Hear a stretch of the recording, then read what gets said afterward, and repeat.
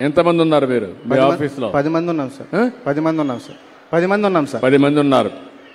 10 మంది ఉన్నారు. మీ అవగాహన ఏంటి? వీళ్ళ ఆదాయం ఎట్లా పెంచుతారు చెప్పండి నాకు.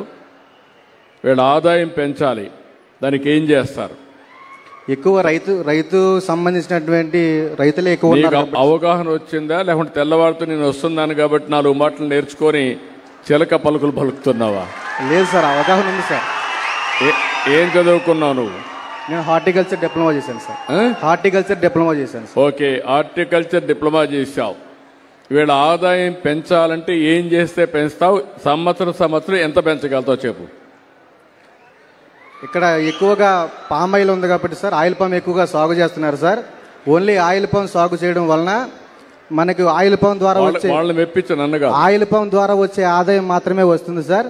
ఈ ఆయిల్ పామ్ ద్వారా వచ్చే ఆదాయమే కాకుండా మన రైతులు ఇతర అంతర పంటల కింద కోకో కానివ్వండి, వక్క కానివ్వండి, మిరియాలు కానివ్వండి, ఇతర అంతర పంటలు వేసుకోవడం ద్వారా అదే భూమిలో ఇంకా ఎక్కువ ఆదాయం తీసుకోవచ్చు సార్. దాన్ని అదే విధంగా రైతులు చేసుకునే విధంగా మేము ప్రోత్సహిస్తూ ఉన్నాం సార్. ఇంతవరకు ఎంత ప్రణాళిక చేశారు? ఎంతవరకు నువ్వు అమలు